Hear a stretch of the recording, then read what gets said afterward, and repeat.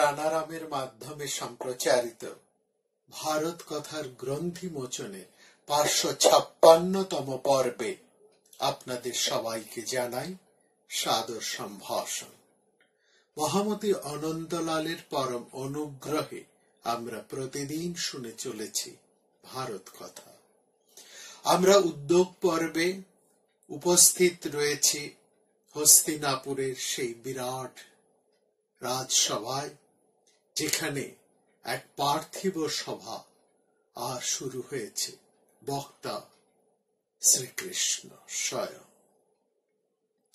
সভার মধ্যে তিনি বলছেন ধৃতরাষ্ট্রকে উদ্দেশ্য করে, মহারাজ, আমি যখন আপনার কাছে শান্তি প্রস্তাব নিয়ে আসছি, সেই সময় পাণ্ডবেরা আপনাকে যথাবিহিত শ্রদ্ধা সম্মান জানিয়ে তারা বলেছেন যে আপনার আদেশে তারা প্রত্যেকেই সম্মিলিতভাবে দীর্ঘদিন ধরে দুঃখ ভোগ করে এসেছে। দ্বাদশমানি বর্ষানি বনে নিবুদ্ধতানি চ। তারা বলছেন, আমরা এই 12 বছর ধরে বনে বাস করেছি, তারপর বিরাট নগরে 1 বছর শর্ত অনুসারে অজ্ঞাত বাস করেছি। আপনি আমাদের জ্যেষ্ঠ তাত, সুতরাং আপনিও আমাদের সম্পর্কে সেই সব শর্ত পালন করবেন, কারণ আপনার শর্ত অনুসারেই আমরা 12 বছরের বনবাস এবং 1 বছরের অজ্ঞাতবাস পালন করে নানান দুঃখ কষ্ট সহ্য করে এসেছি। এবং আমরা কোনোভাবেই শর্তের কোনো অংশই অগ্রাহ্য করিনি, শর্ত ভঙ্গ করিনি, প্রতিজ্ঞা হতে আমরা চ্যুত হইনি। আশা করি আপনিও আপনার প্রতিজ্ঞা রক্ষা করবেন এবং আমরা যে প্রতিজ্ঞার শর্তের প্রত্যেকটি বিষয় পুঙ্খানুপুঙ্খ রূপে পালন করেছি, আমাদের সাথে উপস্থিত ব্রাহ্মণেরা তার সাক্ষী আছে। আমরা যে শপথ পালন করেছি, যে শর্ত পালন করেছি, আপনিও একইভাবে আপনার সেই শপথ, সেই শর্ত পালন করুন। তস্মিন্ন সময়ে তিষ্ঠতি স্থিতানাং ভরতর্ষভ। আমরা এই শর্ত পালন করতে গিয়ে গুরুতর যন্ত্রণা কষ্ট ভোগ করেছি। এখন আপনি আমাদের রাজ্যের অংশ, রাজ্যের ভাগ ফিরিয়ে দিন। আপনি ধর্ম এবং অর্থ দুই জানেন, এবং জানেন বলেই আপনি সম্পূর্ণভাবে আমাদেরকে রক্ষা করুন। নিত্য সংশ্লেষিতা রাজং সরাজ্যং সলভেমিহ ত্বং ধর্মং অর্থং সংজাননং সম্মং নস্ত্রন্তুম অর্হসি। অর্থাৎ ধৃতরাষ্ট্রকে, তাদের জ্যেষ্ঠ তাত ধৃতরাষ্ট্রকে সম্পূর্ণভাবে শর্তের কথা স্মরণ করিয়ে দিয়ে পাণ্ডবেরা শ্রীকৃষ্ণের মাধ্যমে এই কথাই বলতে চাইছেন, এই বার্তাই তারা দিচ্ছেন যে পাশা খেলার শর্ত অনুসারে নিদারুণ যন্ত্রণা ভোগ করেও তারা কিন্তু শর্তের কোন অংশকে অগ্রাহ্য করেননি, শর্তের হুবহু তারা পালন করেছেন। সেই 12 বছরের বনবাস অশেষ দুঃখ কষ্টের মধ্যে দিয়ে হলেও তারা 12 বছরের বনবাস পালন করেছে এবং 1 বছরের অজ্ঞাতবাস, সেটাও তারা বিরাটনগরে পালন করেছে। এবং এর সাক্ষী রয়েছেন ব্রাহ্মণেরা। অর্থাৎ শর্ত অনুসারে আমরা যখন আমাদের দিক থেকে কোনো ত্রুটি রাখিনি শর্ত পালনে, এবং শর্ত সবটাই আমরা পালন করেছি, অতএব আশা করব যেহেতু আপনি ধর্ম এবং অর্থ দুই বিষয়ে আপনি অভিজ্ঞ, অতএব আপনিও আপনার শর্ত এবার পালন করুন, অর্থাৎ রাজ্যের অংশ আমাদেরকে ফিরিয়ে দিন। আপনি আমাদের কাছে গুরুর সমান, মান্যবর, সম্মানীয়। আমরা অনেক কষ্ট সহ্য করেছি, এবার আপনি আমাদেরকে পিতার মতন ব্যবহার করুন। আমরা আপনার সন্তান তুল্য, আপনি আমাদের প্রতি পিতার কর্তব্যই পালন করুন। বলছেন কৃষ্ণের মাধ্যমে পাণ্ডবেরা বলছেন, গুরুর উপর শিষ্যের যে গৌরব, শিষ্য গুরুর যে গৌরব করে, অর্থাৎ গুরুর উপরে শিষ্যের যে গৌরব করা উচিত, শিষ্য গুরুর যে ধর্মাচরণ, গুরুর যে চরিত্র, যে মর্যাদা নিয়ে একজন শিষ্য গর্ব করে, সেটা চিরকাল আমরা আপনার উপর করে এসেছি। সুতরাং আপনিও আমাদের প্রতি এবার শিষ্যের মতনই ব্যবহার করুন। বর্তামহে তৈ চ তং তঞ্চ বর্তস্য নাস্তথা। আপনি আমাদের পিতৃতুল্য, পিতার মতো। আমরা যদি বিপথে চলি, তাহলে আপনার কর্তব্য আমাদেরকে ঠিক পথে, সৎ পথে পরিচালিত করা। এখানে বিপথে চলার অর্থ বলতে গিয়ে, বিপথে চলার কথা বলতে গিয়ে পাণ্ডবেরা বোঝাতে চাইছেন, তারা এই যুদ্ধটাকে তারা বোঝাতে চাইছেন। অর্থাৎ এই যুদ্ধ হচ্ছে বিপদ, অন্যায় পথ, এটা ঠিক।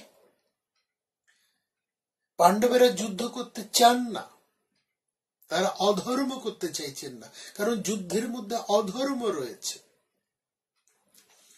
তারা বলছেন, আমরা যদি যুদ্ধ প্রবৃত্ত হই এবং এটা যদি আমরা বিপথে চলে আসি, অধর্ম কাজ হয়, তাহলে পিতা হিসেবে, গুরু হিসেবে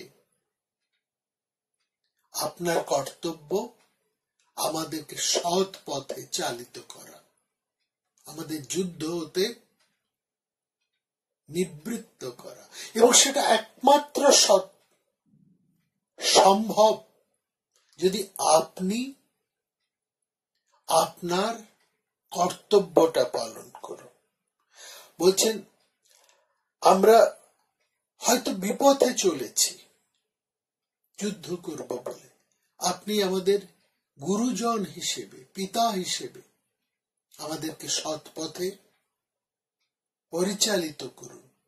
সুতরাং আপনি আমাদেরকে যেমন সৎ পথে স্থাপন করবেন এবং নিজেও ধর্মে এবং সৎ পথে প্রতিষ্ঠিত থাকুন। সংস্থাপয় পথিস্মৃতস্তাতিষ্ঠ ধর্মে সুবর্তনী। আপনার কর্তব্য আমাদেরকে রক্ষা করা এবং আপনি নিজেও সেই ধর্মে প্রতিষ্ঠিত থাকুন। এই কথা বলে শ্রীকৃষ্ণ এবার বলছেন ধৃতরাষ্ট্রকে উদ্দেশ্য করে, আপনার পুত্ররা অর্থাৎ পাণ্ডবেরা আপনার উদ্দেশ্যে এই কথা যেমন বলেছেন, তেমনি সবার সভ্যবৃন্দের, সমবেত সভ্যবৃন্দের উদ্দেশ্যেও তারা কিছু কথা বলেছেন। তারা বলেছেন, এই সভায় যারা উপস্থিত, যারা ধর্মজ্ঞ, যারা সভাসদ, তাদের কখনোই অসঙ্গত কাজ করা উচিত নয়, তাদের কখনোই অনৈতিক কাজ করা উচিত নয়। অর্থাৎ সভ্যদের কর্তব্য দায় নিয়ে এবার কথা বলছেন পাণ্ডবেরা। সেই বার্তাও তারা শ্রীকৃষ্ণের মাধ্যমে তুলে ধরছে। তারা বলছেন এই সভার, এই হস্তিনাপুর সভায় যারা উপস্থিত আছেন সেই সভ্যবৃন্দ, মাননীয় সভ্যরা, তারা কখনোই যেন অসঙ্গত কোনো কাজ না করেন, অনৈতিক কাজের সাথে তারা যেন যুক্ত না হন, তারা কখনোই যেন কোনো অনৈতিক কাজ না করেন, অধার্মিক কাজ যেন তারা না করেন। যে সভায় সভাসদরা অধর্মকে ধর্ম বলে এবং মিথ্যাকে সত্য বলে প্রতিষ্ঠিত করতে চায়, সেই সভার সভ্যরা নিজেরাই বিনষ্ট হয়। यत्र धर्म हि धर्मेण सत्यं जतानृतेन च यत्रानृतेन च हि अन्नते प्रेक्ष्यमाणानां हतास्तत्र सभासद। সেই সভায় সভ্যরাই বিনষ্ট হয়। বলছেন যেখানে সভায় ধর্ম অধর্মের দ্বারা আহত হয়, যেখানে অধর্ম প্রবল হয়ে ধর্মকে নষ্ট করে, সে কিন্তু, এবং যেখানে সভ্যরা তার কোনো প্রতিবিধান করে না, সেখানে সভ্যরাও কিন্তু, সেই সভার সভ্যরাও কিন্তু সেই অধর্মের দ্বারাই আহত হন। না চাস্য সলঙ্কৃতন্তি বিদ্ধাস্তত্র সভাসদ। এখানে ধর্ম অধর্মকে মানে যেখানে সভ্যরা যেখানে অনৈতিককে প্রশ্রয় দেয় বা একটা অনৈতিক কোনো কাজ হচ্ছে দেখে তারা চুপ করে থাকে, এই চুপ করে থাকাটাও অনৈতিকতাকে প্রশ্রয় দেওয়া, অধর্মকে প্রশ্রয় দেওয়া। সেখানে এই অনৈতিকতাই তাদেরকেও কিন্তু শেষ করে। অর্থাৎ তারা কিন্তু অনৈতিকতাকে প্রশ্রয় দিয়ে প্রতিবাদ না করে নিজেরা বাঁচতে পারে না, রক্ষা পায় না। সভ্যদের একটা দায়িত্ব আছে। সভায় যদি গুরু রাজা সেই সভায় যদি বা রাষ্ট্র শক্তি যদি সেই সভার মধ্যে দিয়ে কোন অনৈতিক কাজ, দুর্নীতি কিছু করতে চায়, অনৈতিক ভাবে কোন কাজকে, কোন অন্যায়কে ন্যায় বলে প্রতিষ্ঠিত করতে চায় এবং মিথ্যাকে সত্য বলে প্রতিষ্ঠিত করতে চায়, তাহলে সভার সভ্যদের একটা দায় রয়েছে, সেখানে কাজ রয়েছে। সেই কাজকে প্রবল ভাবে প্রতিরোধ করা, বাধা দেওয়া। যদি তারা তা না করে তাহলে সে অনৈতিকতাই, সেই অন্যায় তাদেরকেও শেষ করবে। এটা কতখানি গুরুত্বপূর্ণ যদি আমরা আজকের দিনে আমাদের এই পার্লামেন্টারিয়ান ব্যবস্থার দিকে, সারা পৃথিবীর যেখানে পার্লামেন্টারিয়ান ব্যবস্থা রয়েছে সেখানে যদি আমরা তাকাই, আমাদের দেশে এবং বিদেশে, তাহলে এই বক্তব্যের যথার্থতা আমরা স্পষ্ট করে বুঝতে পারি। বিরোধী পক্ষ, বিরোধী কণ্ঠস্বর, তার একটা গুরুত্বপূর্ণ দায়িত্ব রয়েছে এই পার্লামেন্ট। সরকার পক্ষ এবং বিরোধী পক্ষ উভয় পক্ষেরই কিন্তু একটা ভূমিকা রয়েছে, গুরুত্বপূর্ণ ভূমিকা। সেখানে সরকার পক্ষ যদি অন্যায়ভাবে কোনো বিল পাস করতে চায়, কোনো আইন পাস করতে চায়, তাহলে বিরোধী পক্ষ উচিত সর্বতোভাবে তার বাধা দেওয়া, সে কোন রকম অন্যায় কাজকে সভার মধ্যে চলতে দিয়ে প্রশ্রয় না দেওয়া, তাদের সমবেত শক্তি দিয়ে তাকে রদ করা, রহিত করা, এটা হচ্ছে বিরোধীদের কাজ। সেখানে বিরোধীরা যদি এই কর্তব্য কর্ম করতে সক্ষম না হয়, তাহলে ওই অন্যায় কিন্তু এই বিরোধীদেরকে ছেড়ে দেবে না। এই অন্যায়ের দায় তাদের উপর এতখানি এসে পড়বে যে সে অন্যায় তাদেরকে নষ্ট করবে, তাদেরকে শেষ করবে। সেখানে সজাগ থাকতে হবে বিরোধীদের, যাতে সরকার পক্ষ কোনোভাবে কোনো অনীতি, দুর্নীতি, কোনো অন্যায়, কোনো অসাংবিধানিক কাজ যাতে না করতে পারে। সেখানে যেন কোনো মিথ্যেকে সত্য বলে চালাতে না পারে, কোনো অন্যায়কে ন্যায় বলে প্রতিষ্ঠা না করতে পারে, কোন অধর্মকে অন্যায়, অধর্ম বলতে অন্যায়, দুর্নীতি নীতি বলে সেখানে যেন প্রতিষ্ঠা না করতে পারে। এই না করতে পারার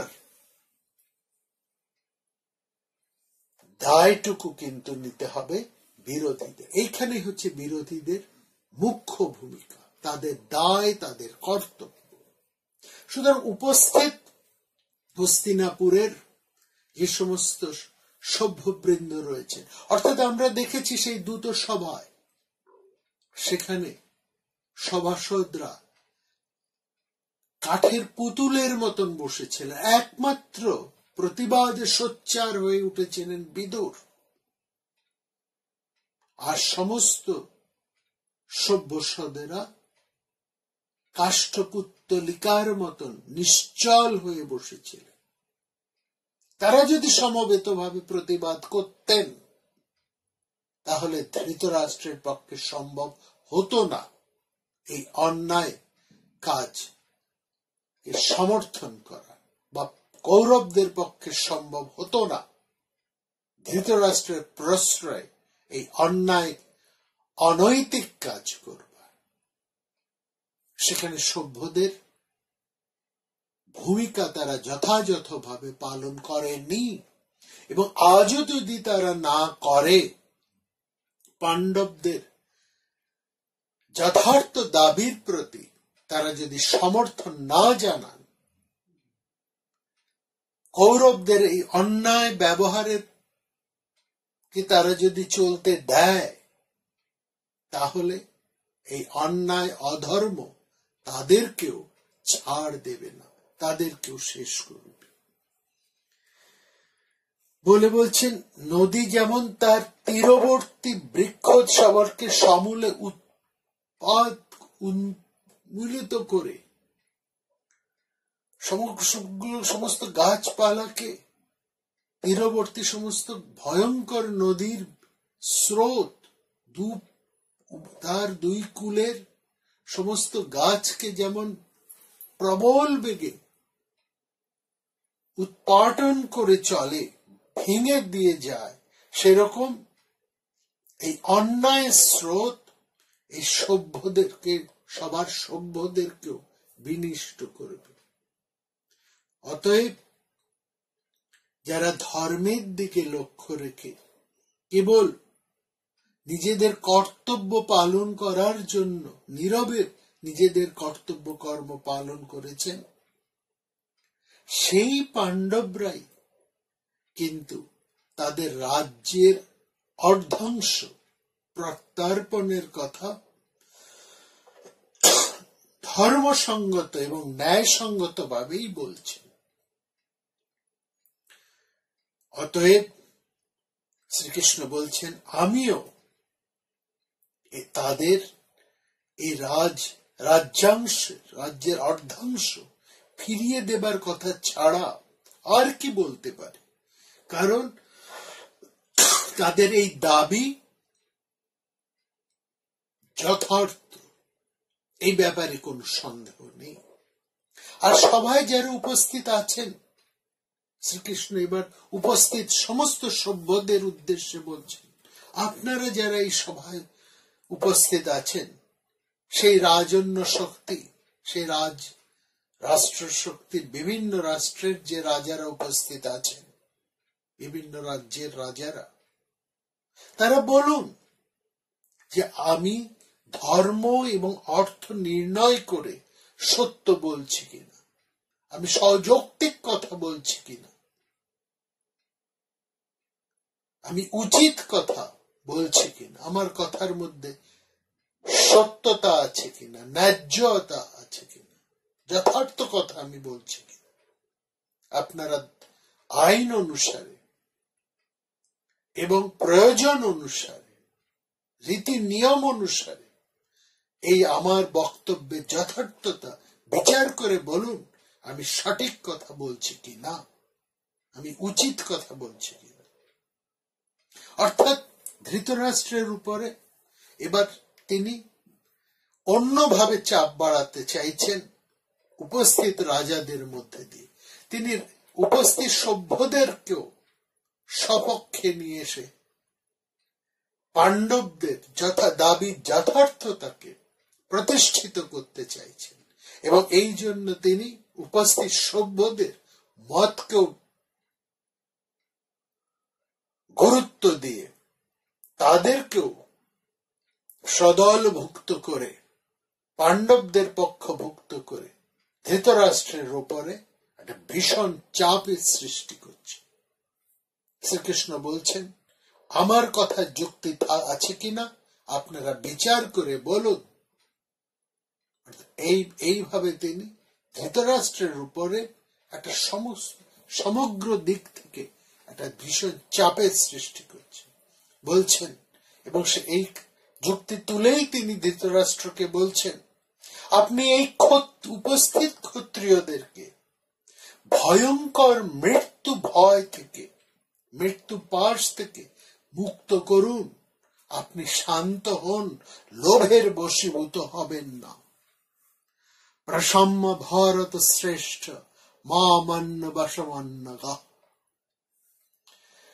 আপনি পাণ্ডবদেরকে তাদের ন্যায্য পৈতৃক অংশ প্রত্যর্পণ করে আপনার নিজের পুত্রদের সাথে সুখে জীবন কাটান। এবার সরাসরি তিনি ধৃতরাষ্ট্রকে বলছেন, শ্রীকৃষ্ণ বলছেন, আপনি পাণ্ডবদের ন্যায্য পৈতৃক অংশ প্রত্যর্পণ করুন, ফিরিয়ে দিন, দিয়ে নিজে ছেলেদের সঙ্গে সুখে জীবন কাটান, শান্তিতে জীবন কাটান। যুধিষ্ঠির সবসময় ধর্মপথে রয়েছেন এবং তারা আপনার সাথে যে ব্যবহার করছেন সেটা আপনি জানেন।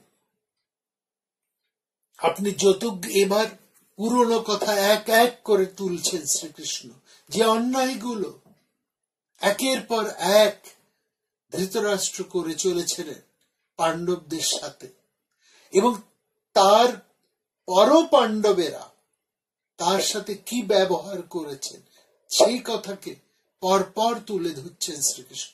বলছেন, আপনি যতগৃহে যুধিষ্ঠিরদেরকে, পাণ্ডবদেরকে দগ্ধ করার চেষ্টা করেছিলেন, তবু সেই যুধিষ্ঠির আবার আপনার আশ্রয়ে ফিরে এসেছে। তারপর আপনি তাদেরকে বনে পাঠিয়েছিলেন, তারা আবার ফিরে এসে আপনারই আশ্রয় নিয়েছেন, এবং আপনি তাদেরকে ইন্দ্রপ্রস্থে পাঠিয়েছেন। সেই ইন্দ্রপ্রস্থ যেখানে কিছুই ছিল না, একটা অনুর্বর উপল ভূমি, সেইখানে সেই ইন্দ্রপ্রস্থে তিনি রাজ্য প্রতিষ্ঠা করে আপনাকে সমৃদ্ধ করেছেন, কিন্তু কখনোই আপনাকে অতিক্রম করেনি। তন মুখান করুদ্রাজন নচতম অবর্তত। তিনি এইভাবে আপনাকে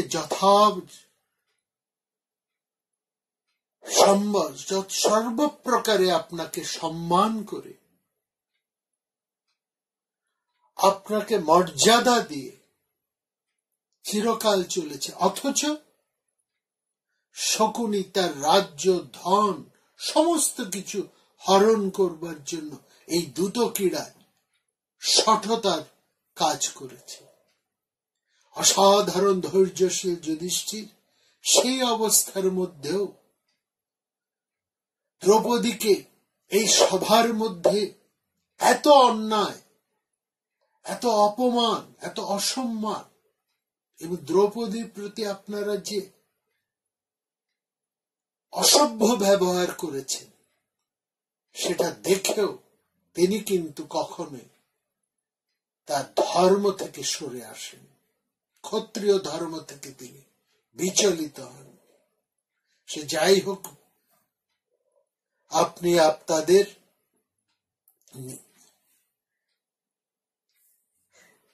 রাজ্য প্রত্যার্পণ করার কথাই আমি আপনাকে বলব। আমি আপনার এবং তাদের মঙ্গলই কামনা করি। একে একে যা দুর্ব্যবহার ধৃতরাষ্ট্রের প্রশ্রয়ে কৌরবেরা করেছেন তার লম্বা ফিরিস্তি দিয়ে এবং যুধিষ্ঠিরের ধর্মশীলতার প্রশংসা করে শ্রীকৃষ্ণ এবার বললেন, যা হবার হয়ে গেছে, আমি তবু আপনার এবং পাণ্ডবদের হিতকাঙ্ক্ষী, আপনাদের উভয়েরই আমি মঙ্গল কামনা করি। কিন্তু আপনি কোনোভাবেই পাণ্ডবদেরকে তাদের ধর্ম, অর্থ এবং সুখ সমৃদ্ধি থেকে বিচ্যুত করবেন না। আপনি নিজের বিপদকে সম্পদ এবং সম্পদকে বিপদ মনে করে লোভের দিকে ধেয়ে চলা আপনার পুত্রদেরকে বারণ করুন, শাসন করুন। নিজের বিপদকে সম্পদ অর্থাৎ না পাওয়া, এই যে লোভ, এর থেকে আপনি আপনার সন্তানদেরকে রক্ষা করুন, তাদের লাগাম টেনে ধরুন এবং তারা যে অন্যের সম্পদকে গ্রাস করে বসে আছে, সেটাই যে তাদের বিপদ, এটা তারা বুঝতে পারছে না। তাদের অন্যের অর্থাৎ ধৃতরাষ্ট্রকে এবার শ্রীকৃষ্ণ পরিষ্কার বলতে চাইছে যে অন্যের সম্পদকে জোর করে অন্যায়ভাবে অধিকার করে থাকাটাই হচ্ছে বিপদ, সেটা কারো সম্পদ নয়, বরং সেটাকে ত্যাগ করে ছেড়ে দেওয়াটাই হচ্ছে সম্পদ, সেটাই তার মধ্যেই মঙ্গল আছে। আপনি আপনার পুত্রদেরকে সেখান থেকে ফিরিয়ে আনুন, আপনি তাদের রাশ শক্ত করে ধরুন, তাদের এই অন্যায় কাজকে সর্বতোভাবে দমন করুন। পাণ্ডবেরা আপনার সেবা করতে প্রস্তুত। এবার চরম কথা বলছেন শ্রীকৃষ্ণ, একেবারে পরিষ্কার ভাবে চরম কথাটি তিনি এত কথার পরে, এত দীর্ঘ কথা বলার পর সব রকমে নানা দিক থেকে নানা যুক্তি তুলে ধরে শ্রীকৃষ্ণ এবার শেষ এবং চরম কথাটি উচ্চারণ করলেন। তিনি বললেন, পাণ্ডবেরা আপনার সেবা করতেও প্রস্তুত এবং আবার যুদ্ধ করতেও তারা প্রস্তুত। সুতরাং যাতে আপনার মঙ্গল হয় আপনি তাই করুন। স্থিতা শুশ্রূষিতুং পার্থ স্থিতা যুদ্ধরারমিন্দনঃ যত্তে পথ্যতমং, যাতে আপনার হিত হয়।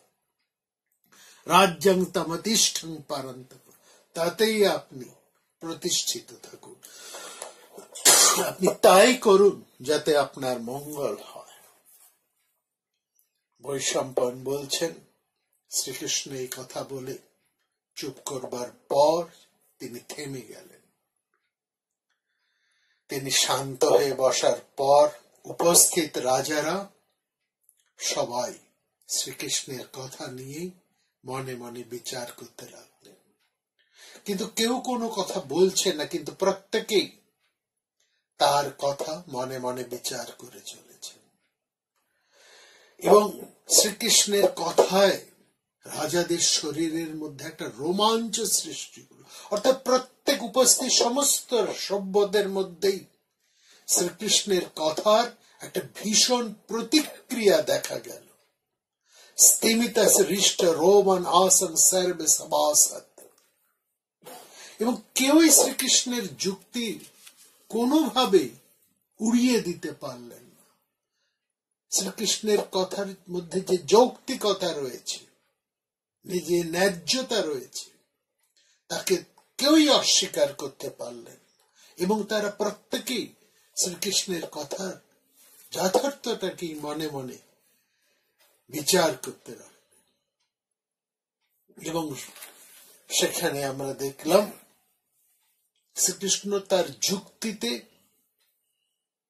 তার কথায়, তার বক্তব্যে সমস্ত সভাকে স্বীয় পক্ষে টেনে নিয়েছে, নিজের দিকে টেনে নিয়েছে।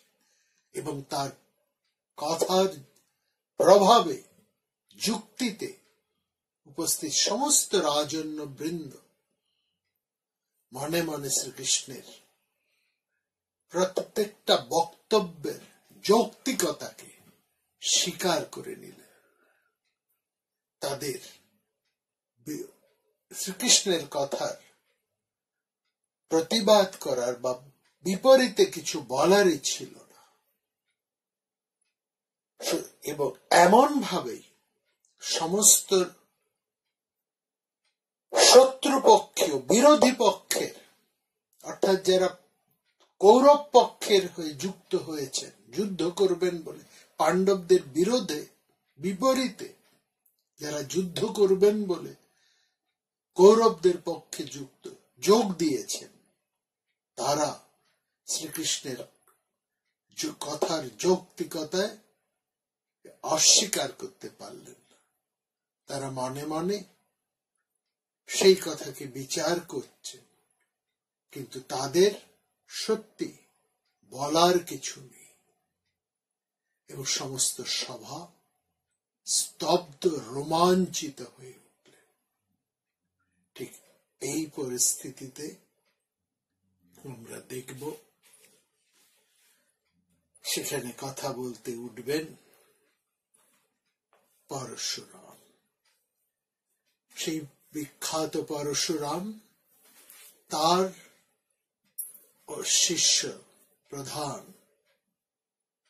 সেই স্কুলের যিনি বর্তমান প্রধান, তাকেও পরশুরাম নামে অভিহিত করা হয়। তিনি ধীরে ধীরে উঠে দাঁড়ালেন। অর্থাৎ আমরা এইটা লক্ষ্য করলাম যে বিরোধী পক্ষের সমস্ত রাজন্য বৃন্দ